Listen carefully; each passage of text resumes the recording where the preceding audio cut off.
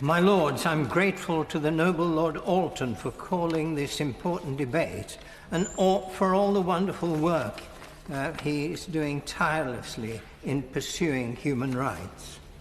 Every year we commemorate Holocaust Memorial Day and remember the systematic killing and brutal atrocities against the Jewish community. Every year we remember and say never again, but since the end of the Second World War we've seen many more systematic attempts to eliminate whole communities simply because of a difference of religion or culture. Worldwide revulsion against such inhuman behavior led to the 1951 UN Convention on Crimes of Genocide, including incitement to group murder. My Lords, by any measure, the deliberate mass killing of Sikhs in 1984 meets the necessary criteria, and yet no action has been taken against government ministers seen inciting rampaging mobs. The 30th anniversary of these killings coincided with the announcement of the UK government's support for an inquiry into the mass killing of Tamils in Sri Lanka. In a debate in this House, I asked for a similar inquiry into the mass killing of Sikhs in India and gave details of the scale of the atrocities.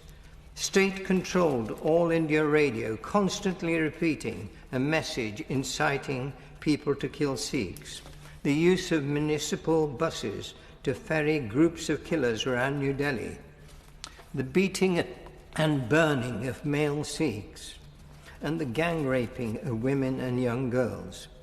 I concluded by asking Her Majesty's government to support the establishment of an international inquiry into the killings. But, my Lords, India is an important UK trading partner, and the curt answer from the government was, that is a matter for the Indian government. Despite the 2002 setting up of the International Criminal Court to prosecute genocide, offenders continue to escape punishment. Only countries that sign up to the ICC can be prosecuted, and some, like the United States and India, fearing possible prosecution, simply don't sign up to membership. Other drawbacks are that the ICC cannot investigate crimes committed prior to its establishment, and there is no proper mechanism for pursuing possible genocide committed by militant groups like Daesh against the Yazidis and other minorities in Syria. As mentioned, governments are reluctant to raise questions of human rights abuse with important trading partners. We must face realities.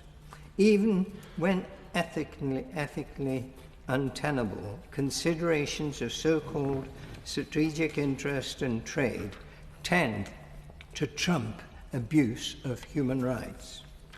My Lords, the only long-term strategic interest for us all is to move to a world free from such recurrent genocides.